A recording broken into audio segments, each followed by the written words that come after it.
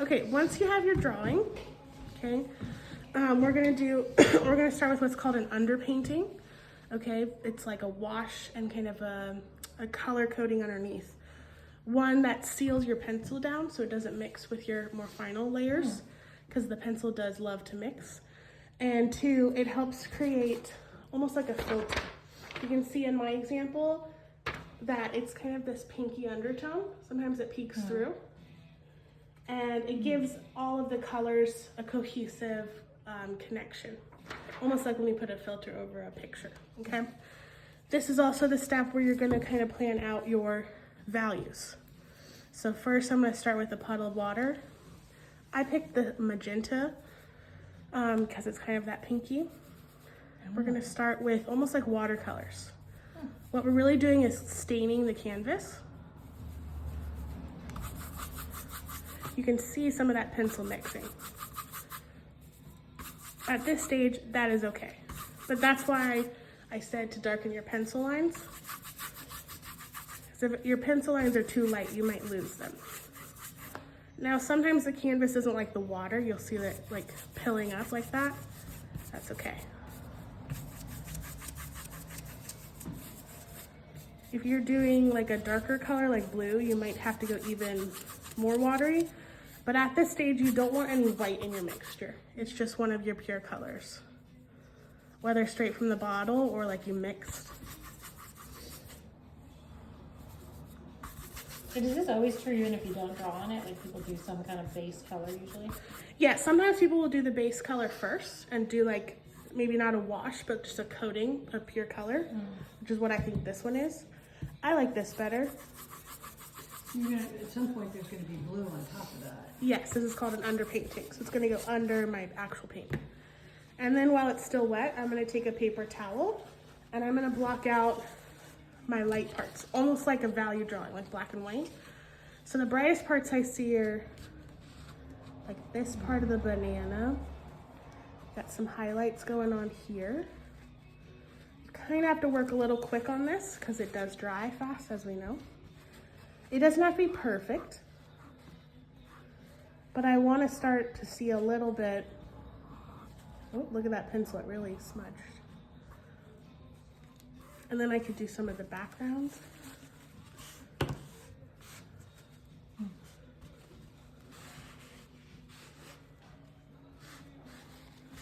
Because what I put down is my mid-tone, right?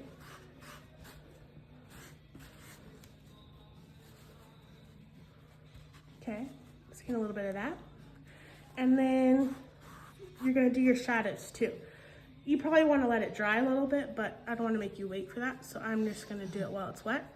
So I'm still having water in my mixture, but less water. So a little more pigment, if that makes sense. And I'm gonna go in and I'm gonna block in my shadows. Now you're kind of simplifying it because all of that shadow is not the same value, but it's all a shadow, right? It's all darker than my midtones. Same here. But see, if I let it dry a little bit first, it wouldn't do all of this pulling up, but that's okay.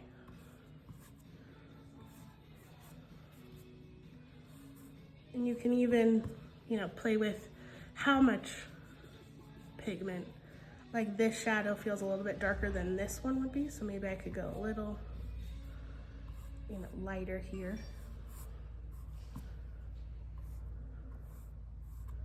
And you're still paying attention to direction. My brush stroke direction.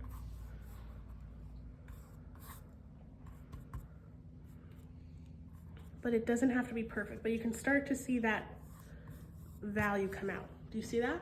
Okay, and so that's about my my underpainting. I can go a little bit more if I wanted to. But I want to at least see your midtones and your lights and your darks, okay? You can pick whatever color you want. It's really about what colors are you going to eventually have to paint with, what end result you want. Some people do it enough and they have one color and they do all their paintings with that color. I kind of like to do it based on what I'm painting. So if my painting is mostly like blue or like of one color, I'm not gonna do that as my underpainting because that's not going to affect my colors at all. I also wouldn't want to do a complementary. So this banana is my main focus. I wouldn't want to go purple because that purple underneath the yellow is gonna make it feel dull or feel brown or take a lot to really cover the purple, okay? So like people will do landscapes that have a lot of sky and they think they should do blue, but you're gonna have to paint a lot of blue. So what kind of blue are you using? Is your sky more of a green blue, a purple blue? Go that way, go one or the other. Does that make sense? If you don't know, the brown in there, that kind of sienna brown is a really good choice because it's kind of a warm golden orange color. And that's kind of my fail-safe. If I can't decide, which might be good for yours because you have a lot of golden. Okay, so once you have your base, your underpainting, we're gonna do what's called color blocking. Now this is the step you don't always have to do, but I think it's good to start with it. You're just trying to find your colors, okay? Base coat of your colors. We're still going in with a little water, like almost a wash, because we wanna see our values come through, okay? I'm gonna start with my banana, the peel. My common color, it's yellow, I would say. That's a good color. So I'm just gonna go yellow, tiniest bit of water, just so it flows a little bit. And I'm gonna cover the whole peel in that yellow. Okay. And it kind of shows you what your color looks like with the different values. You're now adding, before we were just working on value, right? Even though we were doing it in a color, it was just value. I think I'm gonna go different color for the inside of the peel. So I'm just doing the outside.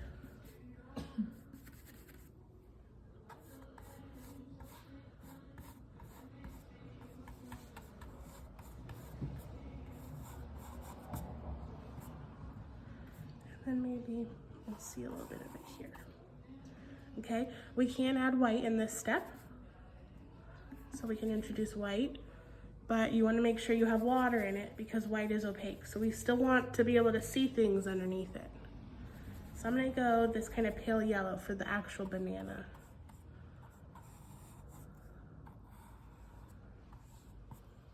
And the inside of the peel is a pretty similar color, so I'll just stick with it.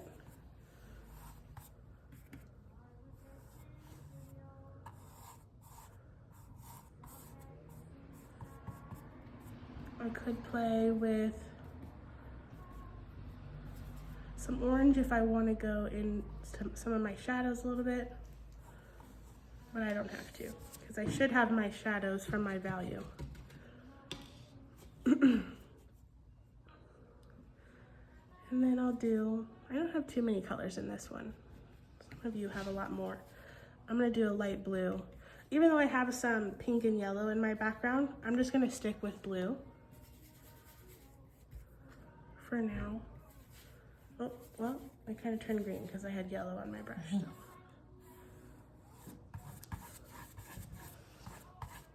Like a good one for the inside of your banana. Yeah.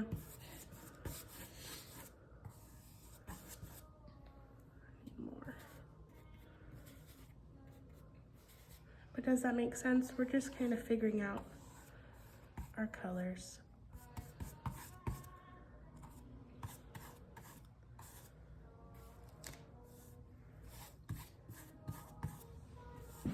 So you're basically knocking that pink back with that light pink, that yellow. Yeah.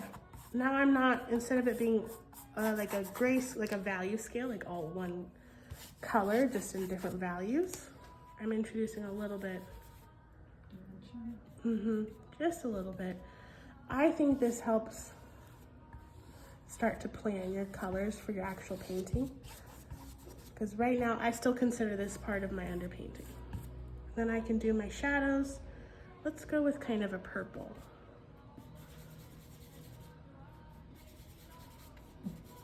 I had yellow in there, so it turned gray, so I'm gonna go with that.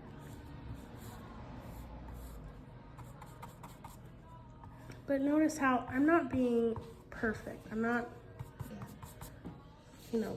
really worried about it. I'm just trying to, it's why we sketch first, right? The more planning we do before we actually get into the nitty gritty, sorry, the easier it'll be once we get there. Oh, Jesus. Okay. Any questions? Yeah. Okay.